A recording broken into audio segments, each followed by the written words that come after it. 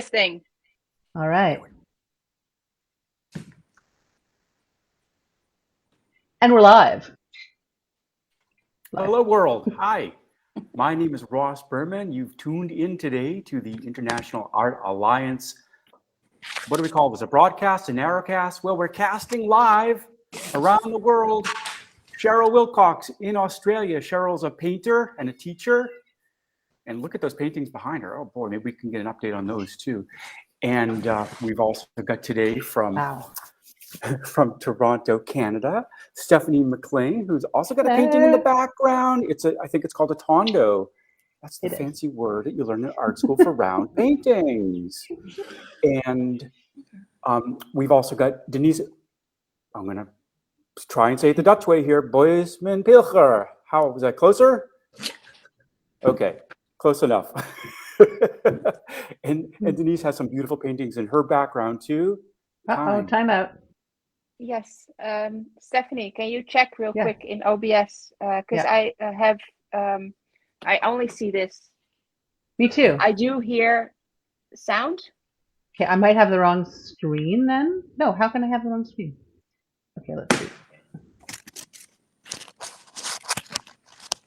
Sorry, we have a small technical difficulty. There we go. Yeah. Are we back on here? Yes. Yeah, except I think the top of the screen is cut off. Is it? Yeah, you can. Well, it's still fine. I mean, you can still see our eyes, so it's fine.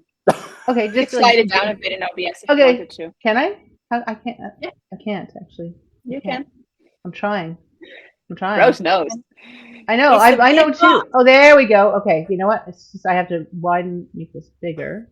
Red box. Sorry about that. Small technical difficulty. We'll get back to the broadcast. Okay. Everybody in the top row, you're just going to have to duck a bit so everyone can see you. I'm just kidding. We'll just sit a little lower. That's fine. I'm kidding. But it's, it's not terrible. It's your show. Should I take it from the top now? You. Okay. Okay. Yes. Give me a countdown. What, 3 or something like that? 3, no, we're good. 2, 1. You're on. Hello, world. Hi. Welcome to the International Art Alliance podcast, broadcast, narrowcast. We're going around the world. We're casting our hooks, hoping that you're going to join us out of the frying pan today. So my name is Ross Berman. I'm calling in from Los Angeles, California. This is some of my artwork behind me. Woo! And we have also really around the world, CHERYL WILLCOX. She's a painter and a teacher. Hi, CHERYL. Look at those beautiful paintings behind you. Maybe we can learn something about your paintings today. And also we've got Stephanie McLean tuning in from Toronto, Canada, with a painting behind her that looks really new and really interesting, and it's round. Is she blowing a kiss? She is. She is. How cool is that? I don't think I've ever seen a painting of anybody blowing a kiss before. Speaking of blowing kisses, here's Denise, and she's coming in from, is it Saint Jerome, Quebec, Canada? It is. So very close to Montreal, and beautiful paintings behind her. What a fascinating process Denise works with. And speaking of fascinating processes, Rose Williams from Vancouver, Canada, by way of Trinidad and Montreal and all kinds of places. And look at the beautiful work you've got behind you. And also, I think you're wearing some of your work today. It is such a beautiful, cozy garment, Rose. That is so lovely. And it just looks like a really healing kind of garment. And I know you've really been going through some experiences, and I think maybe you want to tell us something about art and healing today. Is that am I asking too much there? Okay. Thank you, Ross. Tell us something. You're so good at this. I so appreciate your talents, your multi-talents. I'm actually right now I'm in Chilliwack, which is Stolo Nation territory. And it's actually very beautiful here. There are quite a few salmon runs that are happening right now. Oh, nice. Yeah, so I've been out with my camera quite a bit, trying to capture what I can of just the nature around me. You're right about my garment. When I put it on, I actually felt like, oh, it did work, because I just have to throw this on and I don't have to do anything else to get ready. And I needed that today because I'm not really feeling great. I'm getting my monthly lidocaine IV. They hook me up at the hospital, and then you can see I got my little hospital thing just in case I have to go back. And then they send me home with an IV that sort of does its own thing. It's modern technology. I just wanted to touch on that today because I've kind of avoided talking about the disability part of my statement, my artist statement. I know on my website that I just touch on it a little bit, but I also hashtag Endo Warriors almost every time I put something on Instagram. Endo Warriors are women who have endometriosis. It's a disease that affects cisgender female human beings. And because it only affects the female humans, we kind of suffer a little bit, well, quite a bit from systemic patriarchy and misogyny within the medical system. So I just wanted to kind of expose a little bit of what I deal with, because I know it seems like I'm fine and you can't really see my disability, but it's what it's called. It's an invisible disability. And I wanted to share because the art that I make is very deeply associated with how I deal with it.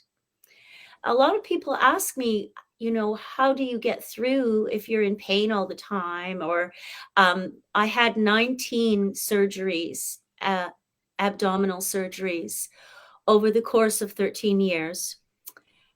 After I had been misdiagnosed and untreated for 28 years. So many people, when I do share my story, they're really kind of confused, like, well, how do you do that? I did it with art, making art and going into nature and combining the two. And I'm going to be talking about art and healing on a Zoom kind of seminar on the 9th. If you go to the East Side Culture Crawl website, to the events section, you can see when and how to watch. I'm going to be talking with 2 other artists about the subject, Laurel and Lauren. Just happens to be Laurel and Lauren and Rose, and we're going to be talking about it. And I really just wanted to share because I know a lot of other people out there are dealing with these kind of things, and keeping it to myself is kind of like not really sharing what I do. So I just want to show, this is what I'm attached to. It's to treat central sensitivity, which is a phenomenon you get when you are in pain for a really long time and your nerves learn that being in pain is the way to be. I just wanted to share that because I think probably some people out there would really like to know that it's an option for them.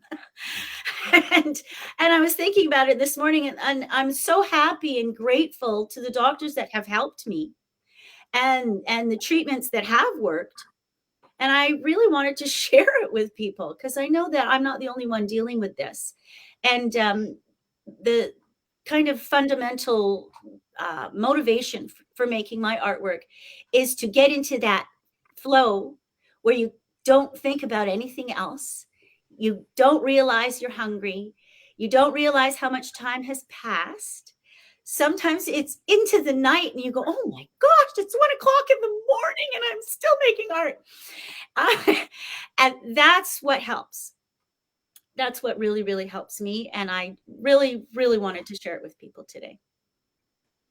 Oh, Rose, thank you so much. Thank you, Rose.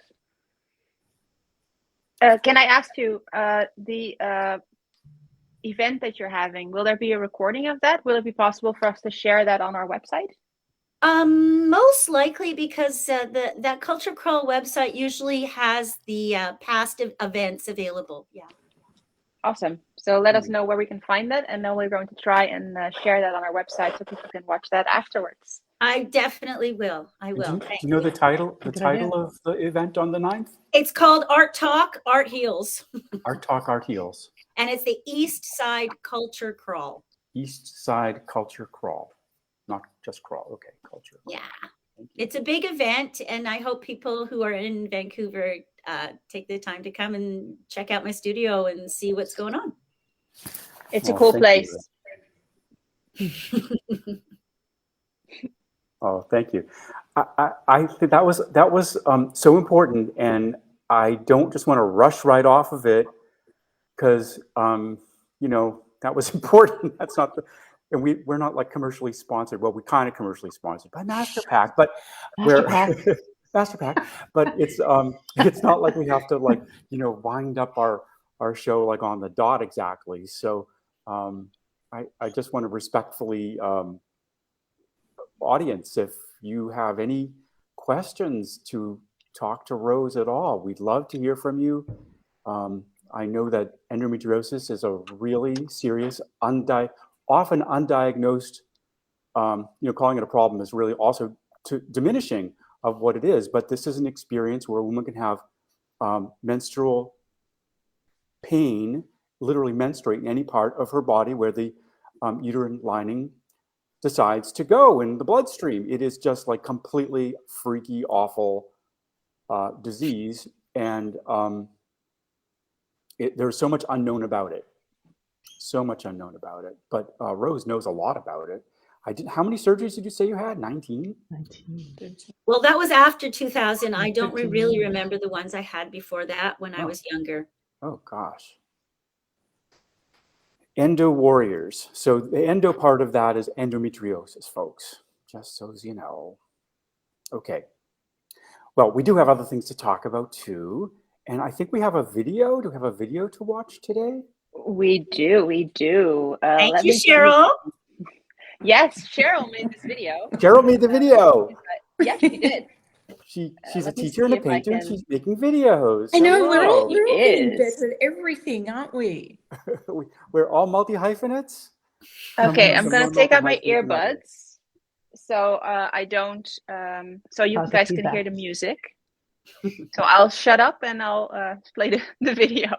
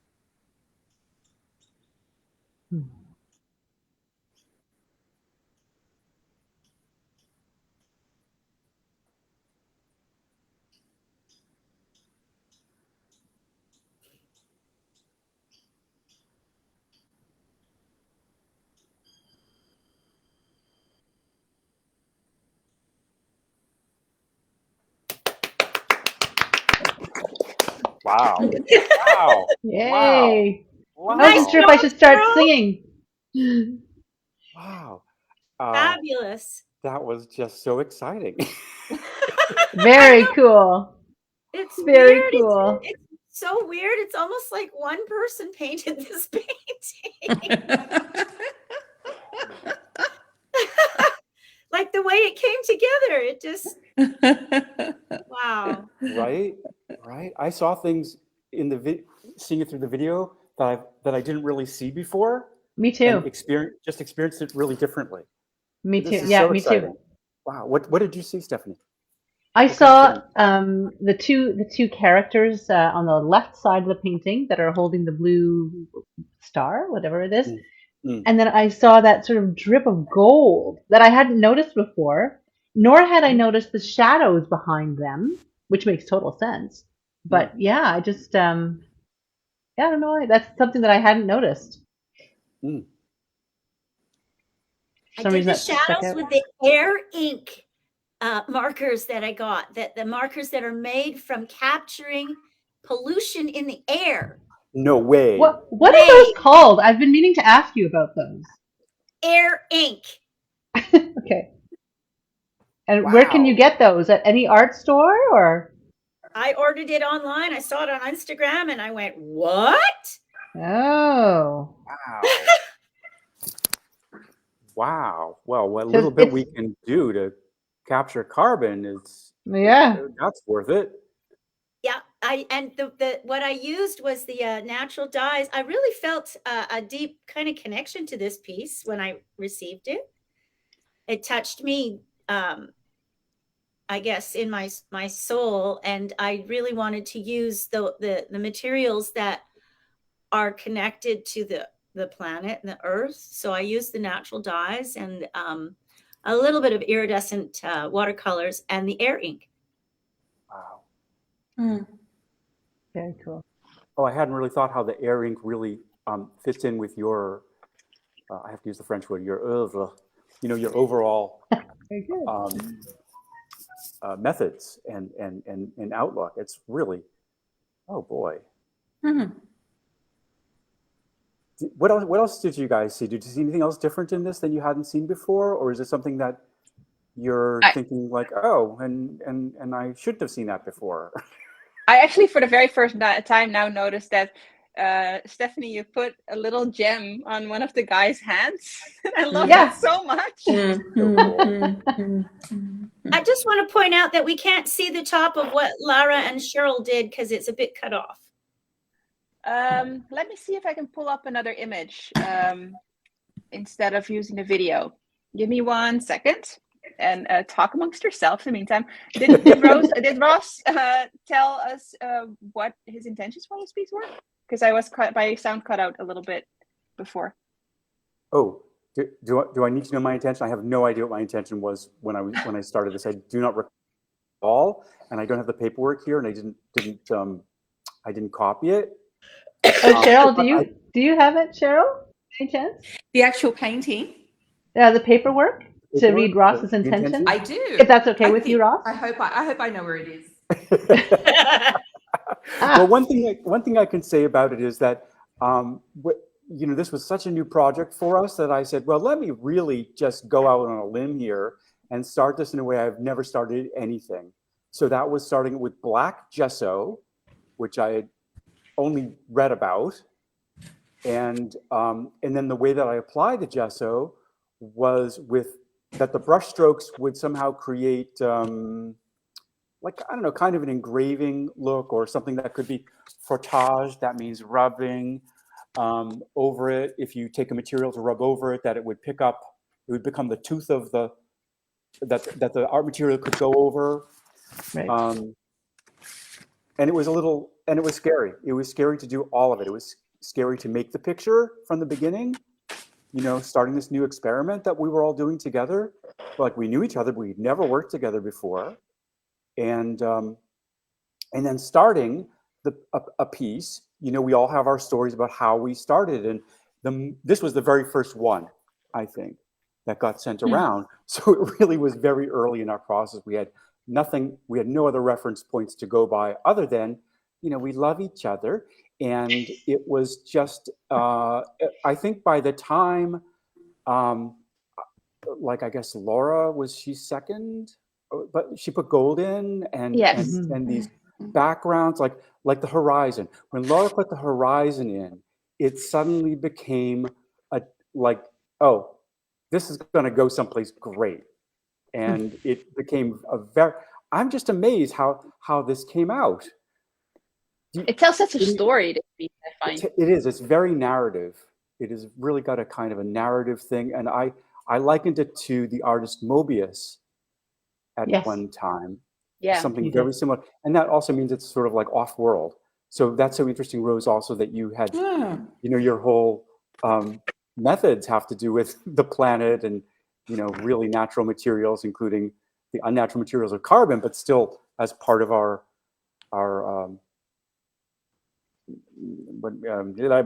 so Stephanie, part of our existence, right? Part of our planet. It's still part of our planet, right? Yeah, When you put the jewels in, does it work the way you thought it was going to work? Did you feel like you had a success with this? What's your sense? I kind of do. I kind of like what I added, only because of those, the blue. I wanted to find something. There were already blue dots there.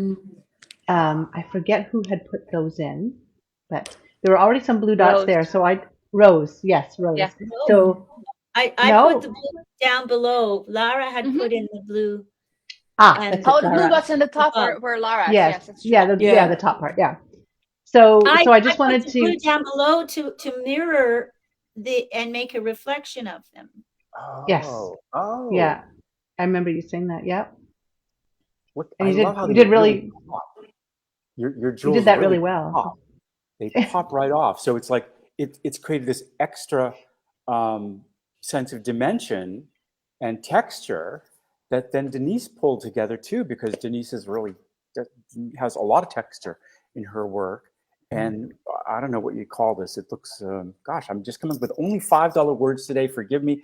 I don't even know how to say the word. It's sanguine, like, red blood red, this sort of like Martian kind of thing happening with your washi paper. I found this piece that I still had, and I specifically wanted to use it because it had all the holes in it. And your textures, Ross, were so delicate, and it really gave me this almost edge-like feeling, like an edge where it's scratched. And I didn't want to lose that. So I wanted to make sure that whatever I put on top of that area where there was this really delicate texture happening, that it was still visible underneath. And I also tried to, and I know it doesn't really show because of the frayed edges of the washi, but I tried to mimic Lara's shape, like mirrored upside down. So it became sort of like a road for the person to walk on, but also sort of a reflection of Lara's fire or trees. I remember she wrote something about it being either fire or trees. Yeah, I remember that. Which I really liked. Yeah. So Cheryl, do you have Ross's intention? Ross talked about change. I did have it on top. Okay. Transformation is the way of all things. Change is what we notice. Relationships change, grow or stagnate. From a background, the whispers of change can be seen. The changes made by others as the view of the relationship is seen by different people. In different light, real or imagined, is the dynamic background for this for the layers. Yeah. Wow. I think it really fits this piece. Yeah. Yeah, it does. It's like it's like the narrative. It's like something is happening. Something significant is occurring. Yeah. And I sort of feel like that figure in the front is walking this path towards change, towards where all these things are happening in the background. Was it a figure, Ross, when you put it in, or were you just? Yeah. A figure, yeah. And then these other figures too. These 2 or 3, depends how you deciphered the little marks. Yeah. So how do you feel about this painting now, Ross, after everybody has touched it and you've reheard your intention about it? Yeah, thank you for asking that question, Denise. Yeah, like it's greater than the sum of its parts. Like it really has come together in a way that has a lot of surprise in it, which then refers to the overall thematic construct in such a more powerful way. You know, like if I'll have to use an I statement. If I make a picture of a person walking down the road, then there I've got a picture of a person walking down the road.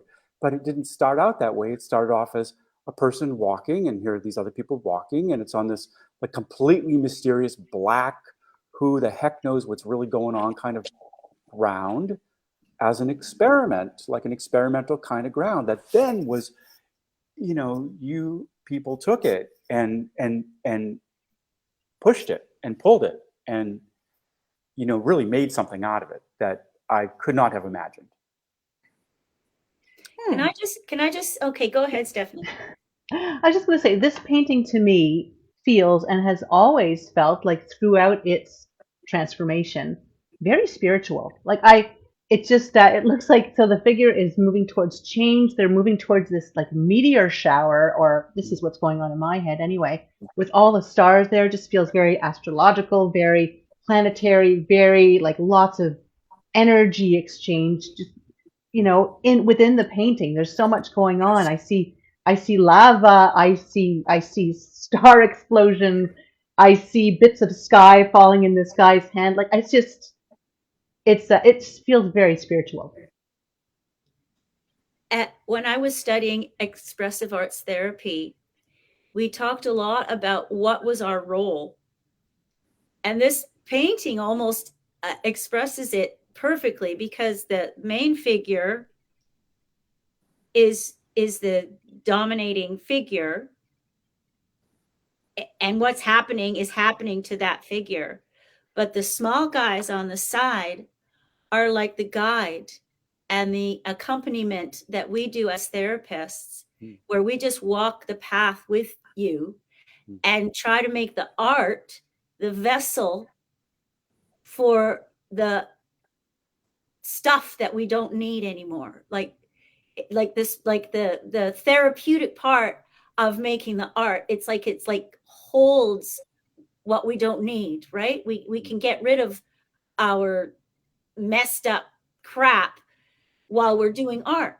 And it's like a vessel, it holds it. And this painting, it's almost like it expresses this whole concept of being accompanied and supported on your spiritual journey. Yeah, I really feel that by adding, I think it was you, Cheryl, that added that gold in the front of the figure, where its energy is sort of mingling with the environment, and it's both the environment changing the figure and the figure changing the environment. Just got goosebumps. Yeah. Beautifully put. Beautifully put. Now I'm seeing even more in it that I hadn't seen before, and I'm getting new inspiration for, you know, what would happen to this piece. I know Cheryl last week, I think it was last week, forgive me, time, who knows, it's COVID, but you were saying, oh, what if we were to go back and do something to the picture again? But the idea I just had is, well, what if the originator of the first layer painted the picture with like, you know, making the certain changes, you know, but as a separate picture, as a response to what's already there. You know, because now I'm seeing like, oh, the person's clearly, you know, wearing a coat and holding a bowl, and the bowl has this, from what you just said, Denise, you know, this star seed stuff that I think Stephanie was saying, and the guides, and, you know, like now it's like, oh my goodness, this is like whole other level of stuff. It has such a story, this piece. That's why I love it. And it's so, it really is, or has become its own entity. I feel like it really came into its own by traveling the world and having all of us touch it. Yeah. I Yeah, think it it makes is. it more touching and more poignant because it was all of us doing it, and we were responding to one another. And look at it. So Cheryl, you were the last person to paint on this piece, and it was also the first time you had to add a last layer. What were your thoughts? Like, why did you do what you did, and what were your thoughts about the piece before and after you did it? I seen it as I seen it as being on another planet, as being part of the cosmos, yeah. And I like the idea. I just sort of felt like it needed a galaxy in the background. Yeah. Well, I sort of thought that he needed to go somewhere. I was sort of hoping, well, the blue was going up the hill and people were offering things. And I just sort of thought he needed a place to go to. And so I just decided that it needed to go, that there needed to be like another path or a journey. So that was what I was doing. I was trying to actually take it on, and then I was thinking, is it a feather? It could be a feather, because I know that some people, well, my sister-in-law, she thinks that her husband is floating down in feathers. So every time she finds a feather, she thinks it's a message from him. So I was thinking, they say that is a symbol, like amongst the very spiritual people. They say if you see a white feather somewhere that you're not expecting to see it, it could be a message from your people who have passed on. So I didn't know whether it was a feather or not, but I turned it into a person. I just sort of felt like, hey, we I just sort of felt like it was, yeah. Anyway, so I just decided to take it into the cosmos, and I tried to do a spiraling galaxy as it was going through the the universe. Yeah, that's perfect. Great. Yeah. Yeah, it was a fun piece, wasn't it? This one. Yeah. Well, it wasn't for Ross. Ross had a terrible time with this. It was such a struggle at first, but now I'm like, well, that was silly. I'm interested, Ross. But it's now that we're starting the second pieces, are you having the same difficulty now, having gone through this process once? Well, a little bit. That's interesting, though. Is that because it's a larger piece and it's going to be more impactful what you do on it? I think it's mostly about media. I'm just not used the medium I'm going to be using, and it's on a panel, and I think I haven't really ever, I do all of my work on paper. I don't even use canvases. So the extra benefit here is I get to do it on a panel, and that means I can do it on canvases. And can I show you something? Yeah. Denise is going to show us something, guys. Yeah, this might be something you can use. Okay. Okay, this is going to be a little bit of a sneak peek because nobody has seen this, literally. Because this is a whole new thing that I'm doing. Oh. So it's sort of a premiere. But I've been stretching Japanese paper onto wood panels. So the painting surface is actually still paper. Yeah. Oh. That's what I was going to say. I was going to say you can glue your paper onto the panel. If you like, I can show you how to do this. Wow. Because you're still working on like a paper surface. Wow. And it works really well. And then that would give us, we have to deal with it when we get it. Mm-hmm. Yeah. Mm-hmm. Oh, I'm already petrified. But it would probably have to be something like a mulberry paper, just because of the way you stretch it. You stretch it actually using the rice paste, but it's honestly really easy to do, and it gives you the paper surface that you're looking for, as opposed to a wood panel. And we still work on a wood panel. Wow, that's so interesting. No, come on, let him battle this wood panel out. I think Cheryl, I think you're right. I think I need to tough this one out in this way, and also because I purchased materials that Rose suggested that would create the ground that I could take my typically my dry material that I use. But I also did buy some new paints. Ooh. Yeah. One little tip about the absorbent gesso Yes. is you want to get your brush strokes either all in the same direction or quite smooth, and then let it dry for a couple days. Oh. And then you can just sand it gently with fine sandpaper, and it's like paper. Oh, lovely. That's Like how I do my smooth paper. hummingbirds on That's how top you do. of my That's how collage. how you do what, Rose? How you do what? That's how I paint my hummingbirds on top of the collage. Oh, trade secrets, folks. You heard it here. That's how Rose does it. So your That was a hummingbirds big really reveal right there, by the way. Yeah. So I've actually done what Denise does, and I have adhered my tissue paper that is the botanical collage, the botanical print. There's a botanical eco print on tissue paper. I adhere it to the wood panel. Then I use the absorbent gesso only where I want to paint on top of. Yeah, yeah. What does the gesso absorb? Water, as if it's paper. So watercolor, as opposed to standard gesso that is acrylic and repels water. This gesso just accepts it the same way that paper does. So I have a beautiful watercolor on top of gesso. Is there any advantage, or would it work with acrylic paints, or yeah, there's of course. no use? Yeah. Okay. Yeah, if you want to work as if you're working on paper.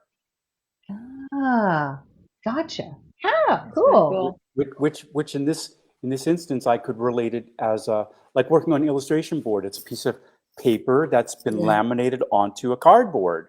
So that kind of gives that same sort of feeling. It's a very stiff substrate with a paper finish. Yeah, because I've already protected the collage, the very like Denise's washies are delicate and you can't really do a whole lot.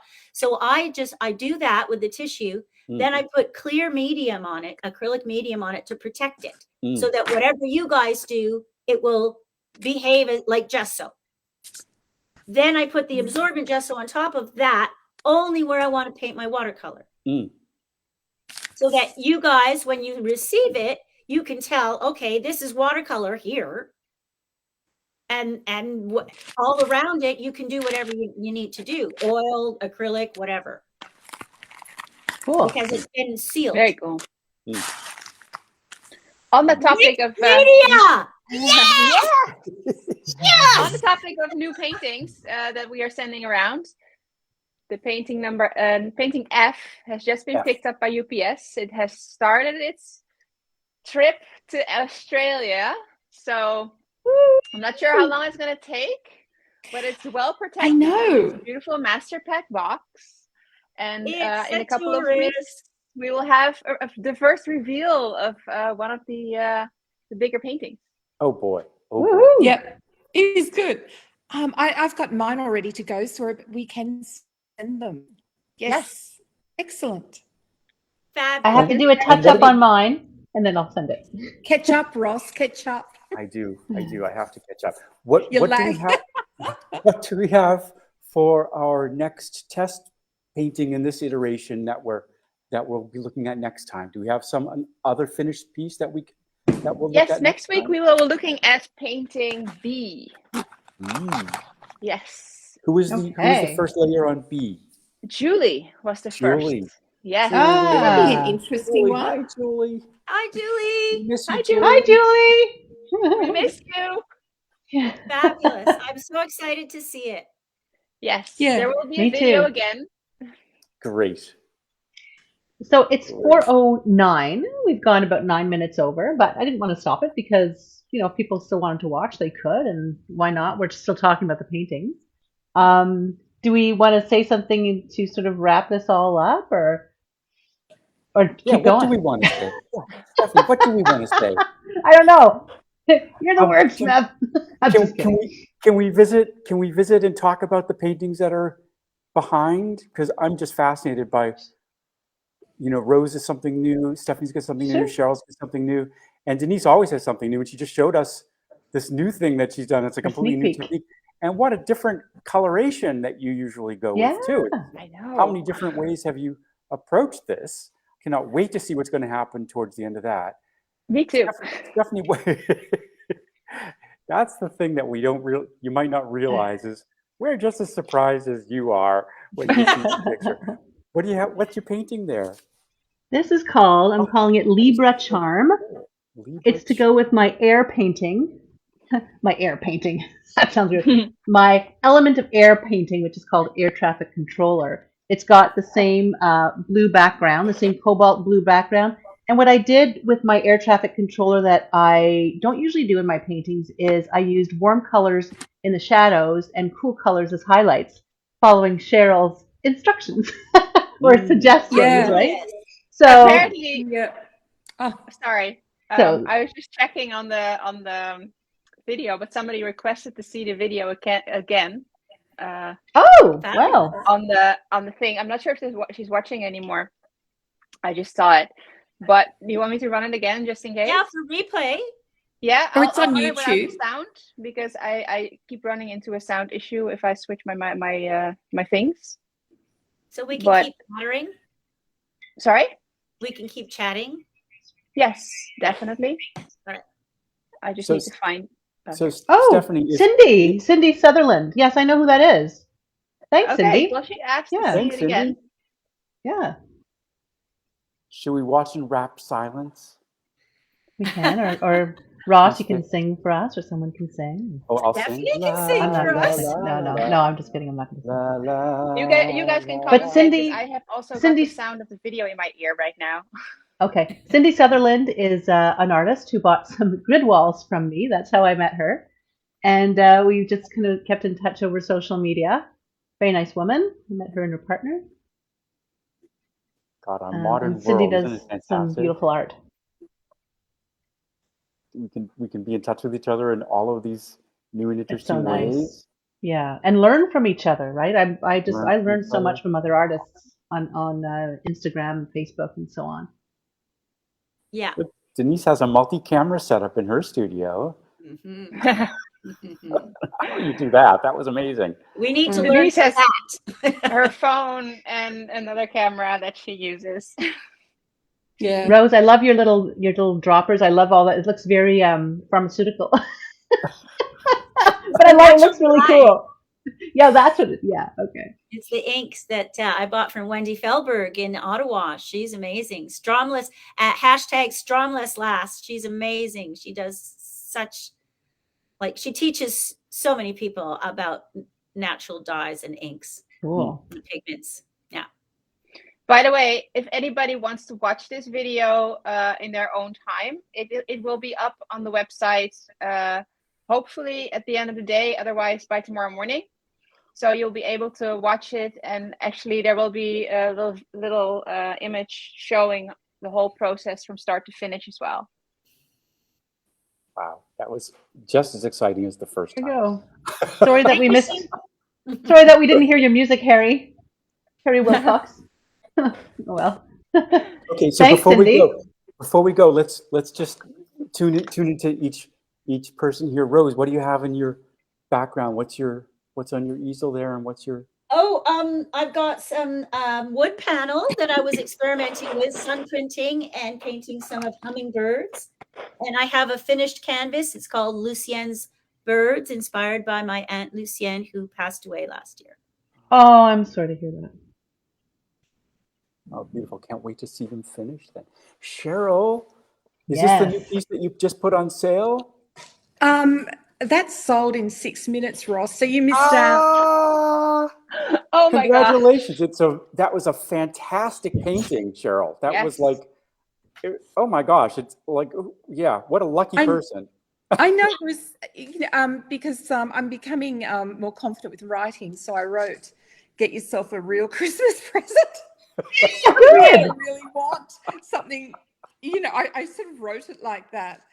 And apparently that obviously it worked, but that was a surprise, because I had spent a day making a video, taking what I thought was really good photographs, writing out some words, all this stuff. And then I was kind of like, gee, that was a waste of a day. It's sold. Practice, but I guess not. I had to take everything down, if you know what I mean. I had to write sort of like sold and get it off other websites, if you know. Yeah. Anyway, so that was kind of funny. So that was still good content, though. Yeah, Mm-hmm. So the story is that you really don't know who is looking at your work. You never ever know what's going on behind that screen, if that makes sense. Yeah. Mm-hmm. So this is a large piece behind me. It's what are 3 3s 9 foot? So it's three 3x4 canvases, or it's 91 centimeters each canvas by 122. Yeah. And I've been so 36 by 48. I've been wrestling with it, sort of like changing the order. So 1 becomes 3, 3 becomes 1, and it's sort of like this.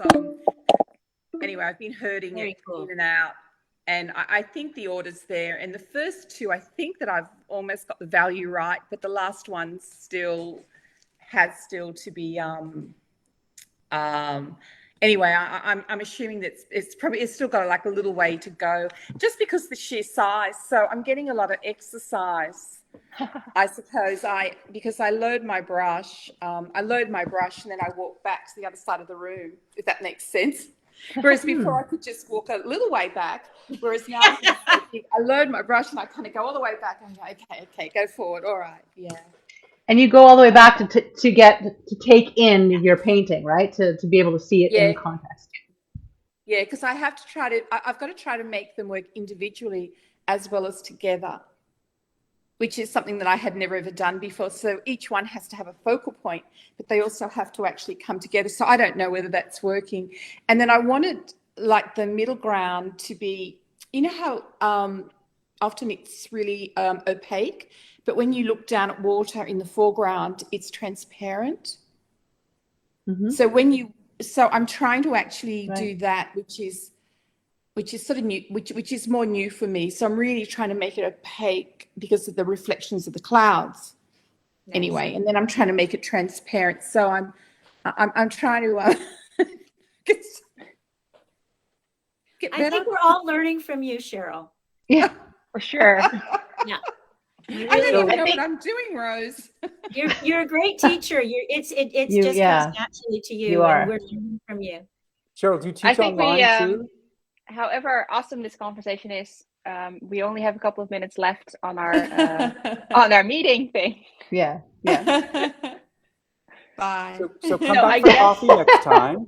We're going to have next week a whole other picture to look at and scintillating conversation. And you're going to learn about materials and process and inspiration.